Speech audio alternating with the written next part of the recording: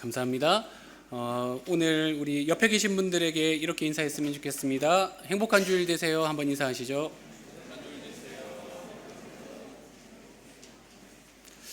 여러분, 오늘은 1년의 절반 상반기가 끝나는 날입니다. 여러분, 오늘도 주님을 예배하면서 이 상반기를 은혜 가운데 잘 마무리하시기를 축원드립니다. 어제는 그 교회에서 상반기 새가족 환영회가 있었습니다. 1월부터 6월까지 등록하신 새가족들을 모시는 자리였는데, 여러분, 근데 장마가 시작이 됐잖아요. 어제 아침부터 비가 많이 내렸습니다.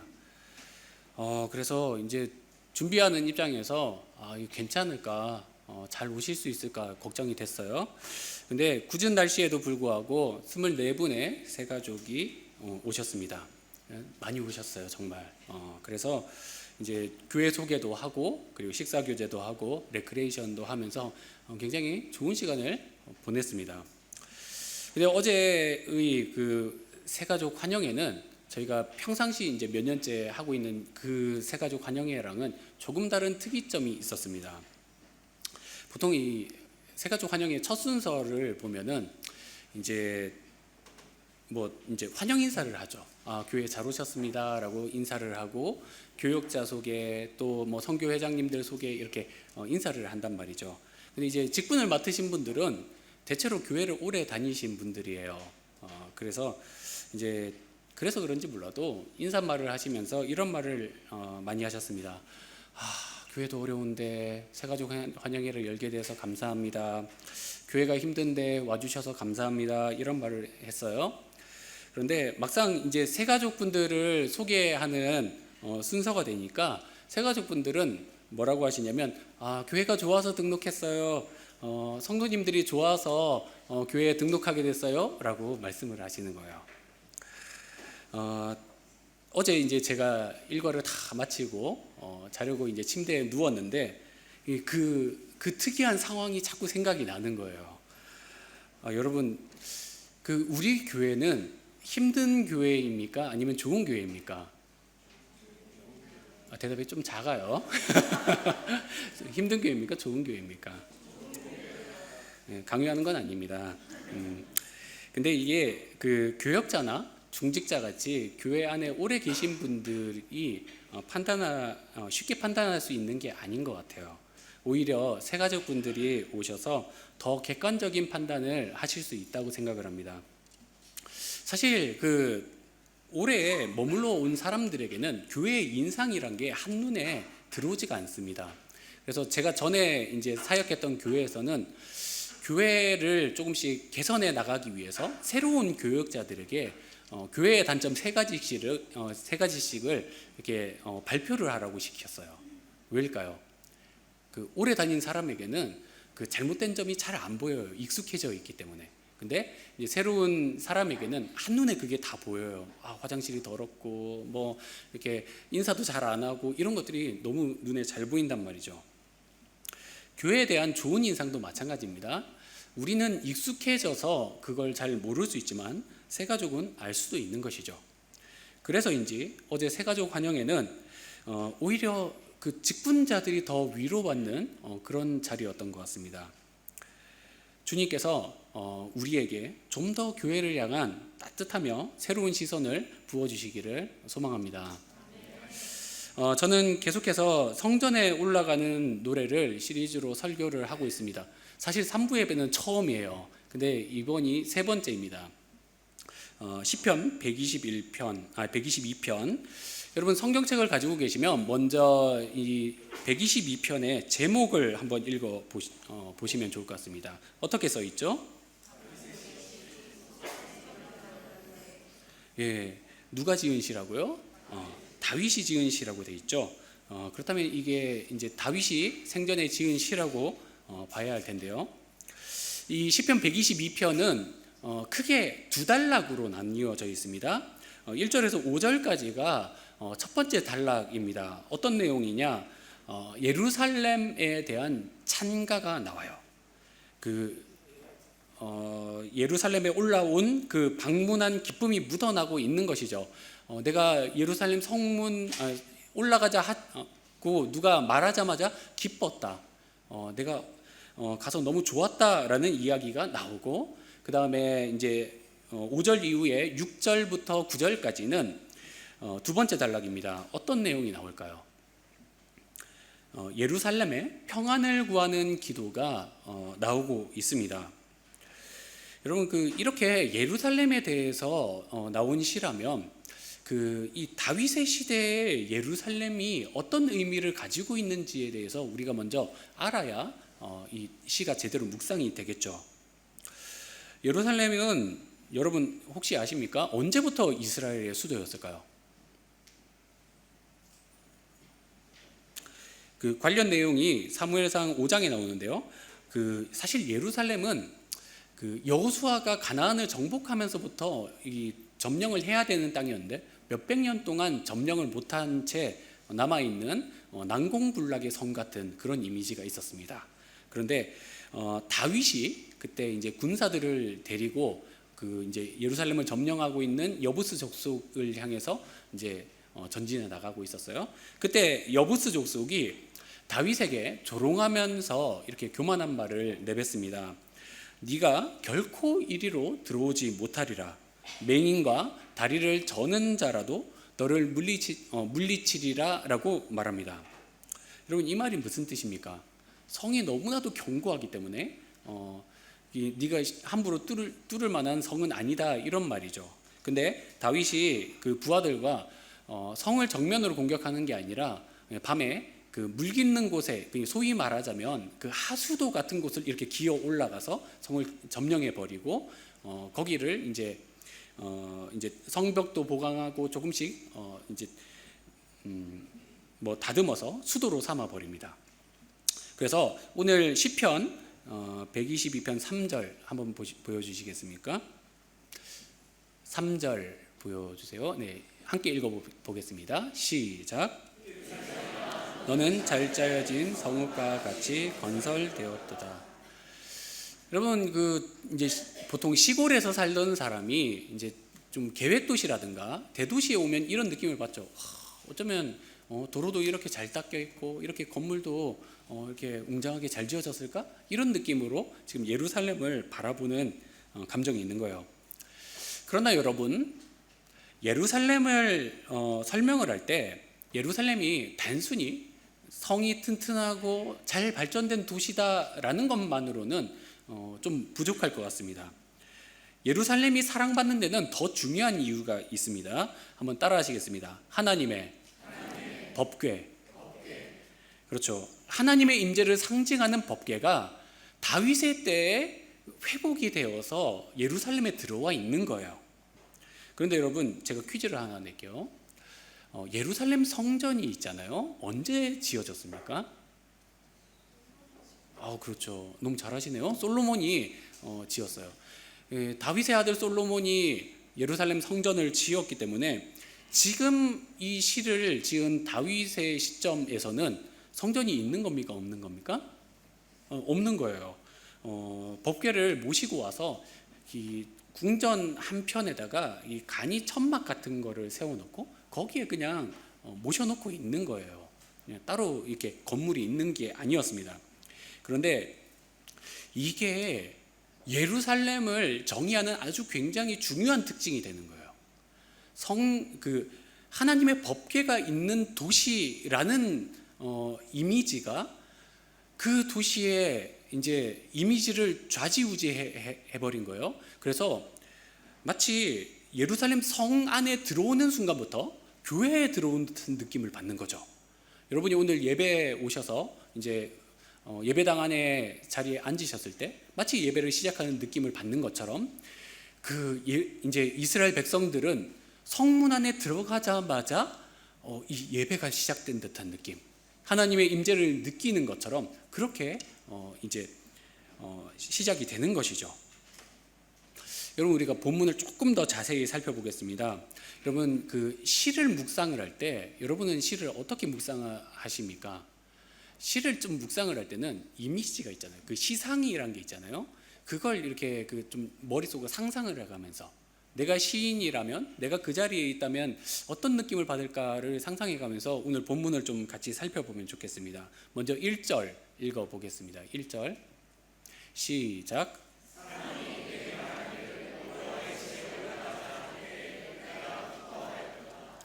네, 여기 보시면 어디로 가자고 말합니까?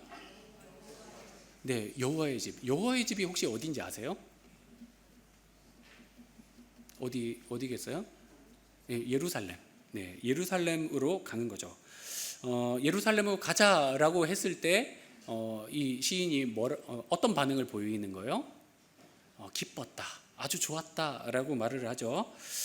그리고 난 뒤에 이제 예루살렘에 도착한 다음에는 이 기뻐하는 반응을 아주 구체적으로 세 가지로 표현을 하는데 3절부터 그 반응이 나옵니다. 아까 3절을 보셨겠지만 그 기반이 잘 닦여지고 아주 그 이제 잘 만들어진 예루살렘을 보면서 기뻐하고 감사하는 표현이 3절에 나오고요. 4절 네, 읽어보겠습니다. 시작.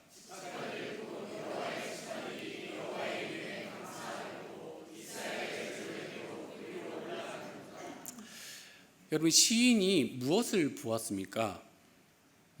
이스라엘의 각 지파가 모여서 하나님께 그 감사의 예배를 드리러 가는 모습이 그 눈에 보인 거예요.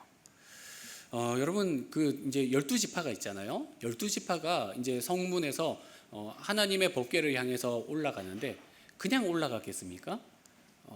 이제 하나님께 드릴 제물 가지고 올라가고, 그리고 지파별로 이렇게 행렬을 맞추어서, 그리고 그냥 올라가는 것이 아니라 하나님께 찬송을 부르면서 기뻐하고 감사하면서 올라가는 거예요. 그 지파들이 줄지어서 하나님을 예배하러 올라가는 그 장관이 이제 시인의 눈에 보이는 거죠.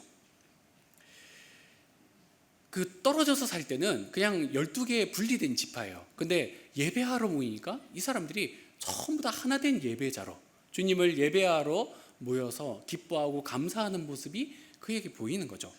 이게 얼마나 조화롭고 아름다운 풍경이겠습니까?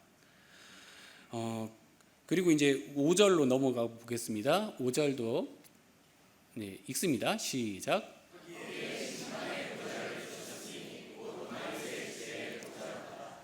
네, 마지막 감사의 내용이 무엇입니까? 네, 심판의 보좌에 대한 감사죠.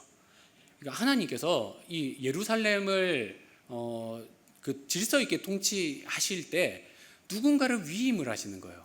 근데 그게 누구냐면 다윗의 왕과 다윗의 집에 그 이제 통치권을 주시면서 너희가 이 예루살렘을 아주 질서 있게 통치해다오라고 말을 했는데 정말로 질서 있고 안전하게 하나님이 기뻐하시는 성읍으로 있는 것을 보게 된 것이죠.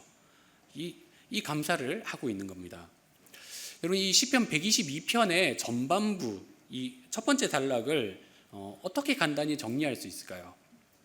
한번 따라 하시겠습니다. 질서와 조화에 대한 감사. 그렇죠. 예루살렘의 잘 짜여진 기반과 그리고 질서 있는 통치, 그에 따라서 안전하게 지파들이 조화로운 예배를 드리는 이 모습이 시인은 너무너무 감사한 거예요. 여러분, 왜 그럴까요? 이게 특별한 일일까요? 이스라엘의 역사를 보면 정말 특별한 일입니다. 이스라엘이 하나님의 백성이 된 이래로 이렇게 예배를 드려본 적이 없거든요. 여태까지는 안전하지도 않았어요. 계속해서 외국의 침공에 빠지고 통치가 엉망이고 안전을 보장할 수 없는 상황, 영적으로 망가진 상황이 계속되었습니다. 그리고 어쩌다가 또 하나님의 법궤를 잃어버리기도 하고, 정말 하나님을 이렇게 다 같이 모여서 예배드릴 수 있는 순간이 너무너무 꿈 같았는데 그게 실현이 된 거죠. 그래서 너무너무 감사한 거예요. 그래서 이 시의 후반부 6절부터는 여기에 대해서 어떻게 노래를 하냐면 6절을 같이 한번 읽어보겠습니다. 6절 시작. 예루살렘을 사랑하는 자는 형통하리로다. 여러분, 어떤 말씀입니까? 이 예배의 처소인 예루살렘이 평안하도록 기도하라는 말입니다. 여러분이 6절부터 9절까지의 말씀을 좀 한번 지금 눈으로 한번 읽어보시면서 평안이라는 단어가 몇 번 나오는지 한번 확인을 해주시기를 바래요. 몇 번 정도 나오나요? 네, 3번 나오죠. 근데 이게 번역을 했을 때 이 평안이라는 단어가 원래 히브리어로는 샬롬이죠. 샬롬이라는 단어를 셌을 때는 이게 3번이 아니에요. 정확히는 7번입니다. 왜 7번이냐면 예루살렘이라는 이 살렘이 사실은 평안이라는 뜻을 가지고 있기 때문이죠. 이스라엘 백성들이 여부스 사람의 땅을 점령하고 수도로 정한 이후에 소원을 담아서 이 도시의 이름을 지었습니다. 이름의 뜻은 평안의 터라는 이름을 가지고 있는 것이죠. 주님, 우리가 하나님의 집으로 정한 이 땅이 평안하게 해주십시오. 여기 하나님의 집에 형통함을 주십시오. 이런 염원을 담아서 예루살렘이라는 이름을 지어준 것이죠. 그래서 시인은 7절, 8절 그리고 마지막 절까지도 계속해서 평안을 구합니다.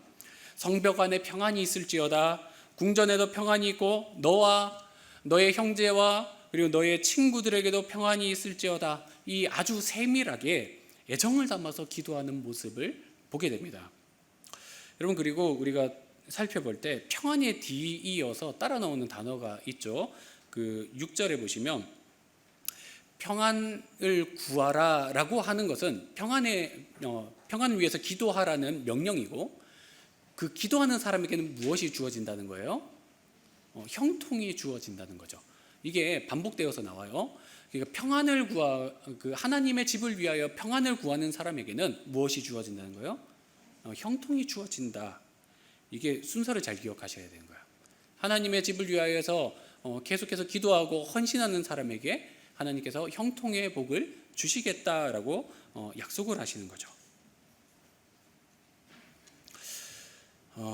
여러분, 이 지점에서 우리가 한 가지 중요한 묵상의 포인트를 놓쳐서는 안 되겠습니다.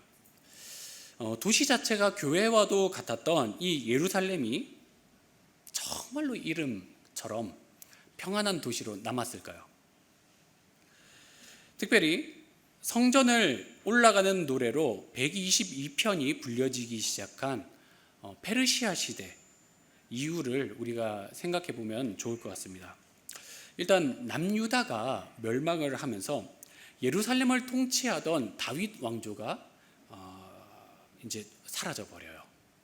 그리고 느헤미야서에 나온 것처럼 예루살렘의 백성을 보호해 주던 성벽도 무너져 내리고 성문조차 달 수 없는 아주 비참한 상황으로 예루살렘이 몰리게 됩니다. 치안이 너무 안 좋죠. 여러분 어땠을 것 같으세요? 도적이 쳐들어오고 완전 무법천지가 돼버린 예루살렘의 모습을 보게 되는 거예요. 그것뿐만이 아닙니다. 하나님의 임재를 상징하던 성전이 무너져 내리고 성전의 핵심이라고 할 수 있는 이 하나님의 법궤조차 그때 이후로는 완전히 사라져 버립니다. 세월이 지나서 이제 성벽도 재건이 되고 성전도 재건이 되지만 여전히 헬라의 속국이 되는 거예요. 그래서 어떤 때는 예배를 잘 드릴 수 있게 봐주었지만 어떤 때는 이 예루살렘 성전이라는 데가 제우스에게 제사를 지내는 이방인의 신전으로 바뀌어지는 치욕의 역사를 감당하기도 합니다. 예루살렘은 질서와 조화 속에서 예배를 드리던 아름다운 시절도 있었습니다. 하지만 그보다 완전하지 못하고 예배하러 오는 순례자들의 안전조차 책임지지 못할 정도로 혼란스러웠던 시기가 사실은 더 길었어요. 조화롭게 노래하며 하나님 앞에 감사의 제사를 드리던 이 12지파도 사실은 그때 이후로 절반 이상이 사라져 버렸어요. 질서 있게 통치하던 다윗 왕가도 없고 이제는 예루살렘 경관을 봐도 아름답다라고 말할 수가 없는 거예요. 너무 황폐해져 버린 예루살렘 도시에 눈이 들어오는데, 여러분 순례자들이 이제 예루살렘 성문에 들어올 때 이 노래를 부르지 않겠습니까? 시편 122편을 부르면서 이제 걸어 올라오는데 그때 영광을 기억하면서 예루살렘을 바라봐야 되는데 그렇지 못한 모습을 바라볼 때 그 예배자들은 어떤 심정이었을까요?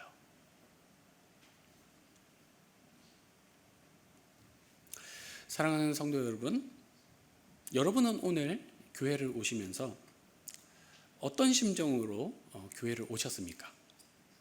여러분 기쁜 마음으로 교회에 오셨습니까? 감사한 마음을 안고 이 예배당에 들어오셨습니까? 여러분 제가 질문을 좀 바꾸어 보겠습니다. 여러분은 교회를 사랑하십니까? 여러분 이 질문에 정말 진지하게 마음속으로 답변해 보시기를 바라요. 여러분은 정말로 동경교회를 주님께서 세워주신 교회로 믿고 마음을 다해서 사랑하고 계십니까? 사실 오늘날 우리 동경교회를 비롯한 많은 교회의 모습이 사랑스럽다거나 매력적이라고 말하기는 어렵다고 생각합니다. 다윗이 예루살렘을 예찬하듯이 오늘날 우리의 교회들을 향하여서 이런 노래를 불러주기가 쉽지는 않을 것 같아요. 그래서 이제 교회를 향한 쓴소리가 많이 들립니다. 여러분도 그러실 것 같은데 저도 요즘은 인터넷 포털 그 사이트 뉴스를 보기가 사실은 좀 겁이 나요. 교회 관련 기사를 열어보고 싶지가 않습니다.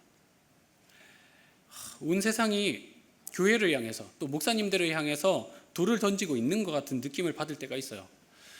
그럴 때는 정말 그 기사 밑에 댓글을 달아주고 싶어요. 여러분들이 욕하는 그 목사님은 사실은 이단 사이비 교주예요. 여러분 그 목사님은 우리랑은 크게 상관없어요. 여러분 욕을 하시더라도 그 선량하게 목회하시는 목사님들하고 성도님들을 싸잡아서 욕하지 말아주세요. 이렇게 말하고 싶은데 참 그게 쉽지가 않습니다. 왜입니까 여러분? 성도인 우리가 보기에도 교회가 세상 앞에 정말 떳떳하게 우리가 너희보다 훨씬 선하다라고 말하거나 매력적으로 보이지 않기 때문이 아니겠습니까? 오늘날 많은 성도님들이 교회 안으로 깊이 들어오려고 하지 않습니다. 깊이 들어오면 상처받을 것 같기도 하고 피곤해질 것 같기도 하기 때문이죠. 사실 그럴 것 같은 게 아니라 그게 사실이에요. 그래서 예배만 드리고 간다거나 띄엄띄엄 교회를 출석한다든지 어느 정도 선을 그어놓고 특정 영역에서만 봉사하는 정도의 신앙생활을 합니다. 왜 그렇겠습니까? 교회에서 상처받은 경험이 있기 때문이지 않을까요? 여러분 저는 한때 여전도사님의 아들이었습니다. 저의 모교에는 제가 있는 동안 2번의 큰 분열을 겪었습니다. 2번 다 장로님이 목사님을 쫓아내시면서 교회를 이제 목사님이 쪼개어 나가신 거죠. 그 중에 한 번 목사님이 저희 어머니를 여전도사로 삼아서 개척을 하셨습니다. 아들인 저에게는 선택권이 없었습니다. 그때 제가 고등학교 2학년이었는데요. 한순간에 교회 분쟁의 한 보판에 이 고등학생이 서게 되었습니다. 갈라져 나가 있는 교회에서 교회 어른들과 목사님에게 얼마나 많은 상처를 받았는지 모릅니다. 설상가상으로 어머니는 교회를 안 다니는 아버지와 관계가 극도로 악화되어서 이혼 위기까지 몰렸습니다. 저희 어머니는 너무 스트레스를 많이 받아서 어디 맞은 데도 없는데 온몸이 멍이 드는 병에 걸리고 말았습니다. 그래서 결국은 사임을 하고 마셨죠. 하나님을 제대로 섬겨보겠다고 헌신한 어머니였는데 이 자식들까지 상처받고 결국은 패배자로 몰리면서 교회를 떠나게 되었습니다. 여러분 그런 상처를 가진 저에게 목회자로의 부르심이 얼마나 고민되는 일이었는지 짐작이 되십니까? 여러분 용서하고 들어주십시오. 제가 분쟁 중인 동경교회로 사역하러 가라고 주님께서 마음을 주셨을 때 정말 주님 저한테 왜 이러십니까? 라는 말이 나왔어요. 사역을 하는 와중에도 몇 번이고 괴로워서 주님 저 어떻게 해야 됩니까? 라는 기도를 하나님 앞에 드렸는데, 그러면 정말 아이러니하게도 주님은 저에게 교회를 사랑할 수 있도록 계속해서 마음을 열어주시는 거예요. 저는 교회로 인해서 괴롭다라고 하소연을 했는데 하나님은 자신이 교회를 얼마나 사랑하시는지, 이 교회가 얼마나 마음속에 있는지를 느끼게 해주셨습니다. 사랑하는 성도 여러분, 하나님은 정말로 동경교회를 사랑하십니다. 우리가 자신의 몸을 아끼듯이 하나님은 정말 우리 교회를 향해서 애틋한 사랑을 가지고 계십니다. 우리 인간의 눈으로 보기에는 탈도 많고 흠도 많은 교회로 보이지만, 그렇다 하더라도 하나님의 사랑은 여전히 교회를 향하고 있습니다. 여러분, 예수님께서 종말의 때에 교회를 신부로 맞이하신다는 계시록의 말씀을 기억하십니까? 신부된 교회가 연약하고 고난에 빠져 있을 때 신랑 되신 예수님께서 가만히 계시겠습니까? 되려 그때 신랑의 참 사랑을 보여주시지 않겠습니까? 저는 교회 안으로 쉽게 들어오지 못하시는 분들의 마음을 이해할 수 있습니다. 저는 목사가 되고서도 교회를 사랑하지 못하고 냉소적인 시각으로 비판적인 설교를 할 때가 참 많았습니다. 그러나 저나 여러분이나 결국 주님의 사랑 안에 있습니다, 여러분. 성도를 향한 주님의 사랑과 축복은 교회를 통해서 이루어집니다. 여러분 중에 나는 괜찮아, 나는 혼자서 성경도 보고 혼자서 기도도 잘한다 라고 하실 수도 있지만, 여러분 결코 그렇지 않아요. 에베소 교회 안에 유대인 성도들과 헬라인 성도들 사이에 분쟁이 있었습니다. 계속해서 싸울 때 그들에게 하나님께서 주신 말씀이 에베소서 2장 22절의 말씀입니다. 우리 같이 읽어봤으면 좋겠는데요. 읽습니다. 너희도 성령 안에서 하나님이 거하실 처소가 되기 위하여 그리스도 예수 안에서 함께 지어져 가느니라. 여러분도 머리 대신 예수 그리스도 안에서 함께 교회로 지어져 가야 됩니다. 교회로부터 떨어져 머무르시면 안 됩니다. 저는 여러분이 이 축복을 절대로 놓치지 않으시기를 바랍니다. 여러분, 교회를 위해 기도하셔야 돼요. 주님의 몸된 교회를 위해서 정말 마음을 다해서 기도하셔야 됩니다. 여러분 안에 교회를 향한 냉소가 있더라도 여러분 기도하셔야 돼요. 이 기도는 교회의 머리 대신 주님을 위한 기도이고, 이 기도는 교회의 몸된 우리 자신을 위한 기도이기 때문입니다.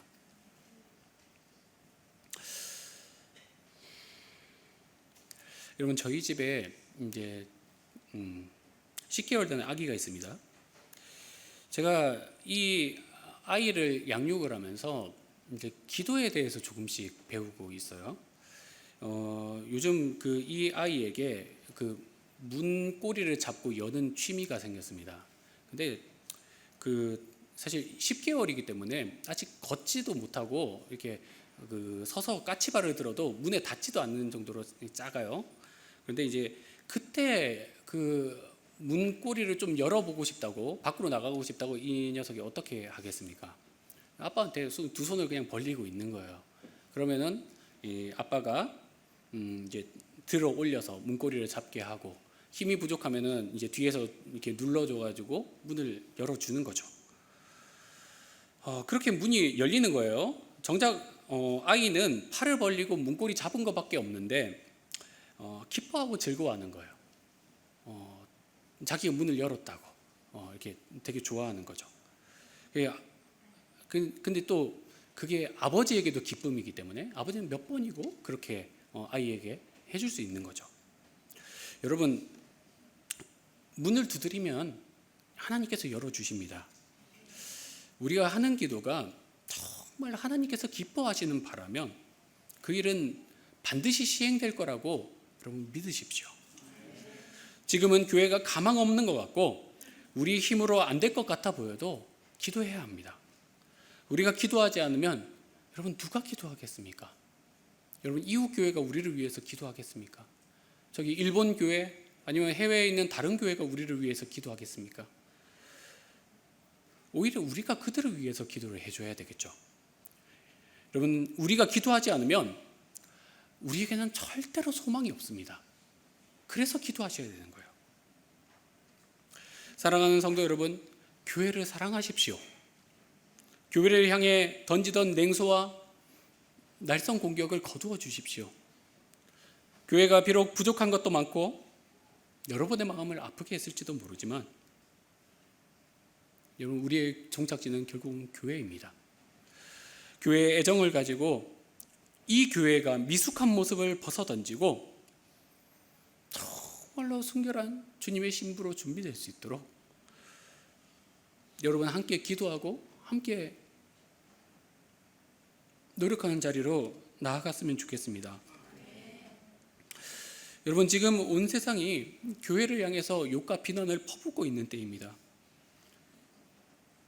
주님의 곁에 서서 사랑으로 교회를 섬기기가 너무나도 절실한 때입니다. 우리 하나님의 집을 위하여서 기도할 사람, 우리 하나님의 집을 위하여서 사랑으로 섬길 사람이 어디에 있겠습니까? 바로 오늘 예배의 자리에 나온 저와 여러분인 줄 믿습니다. 여러분 말씀의 결론을 맺겠습니다. 오늘 저희는 시편 122편을 묵상했습니다. 이 시인은 교회를 향한 사랑을 고백하고 교회의 평안을 위해서 기도했습니다. 저와 여러분에게도 시인과 같이 교회를 사랑하는 마음이 회복되기를 간절히 축원드립니다. 더불어 몸된 주의 교회가 처한 상황을 두고 여러분 기도하기를 힘써 주십시오. 하나님의 집을 위하여 마음을 다해서 섬길 때 저와 여러분이 기쁨과 감사의 인생으로 변화될 줄 믿습니다. 기도하겠습니다.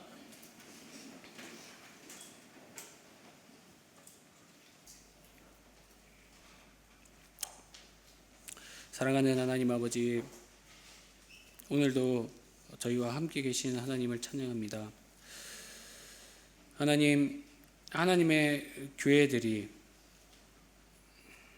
어려움을 겪고 또 하나님의 교회들이 세상으로부터 비난을 받을 때 주님의 교회를 마음을 다해 사랑하는 마음을 사랑할 수 있도록 저희를 이끌어 주시옵소서.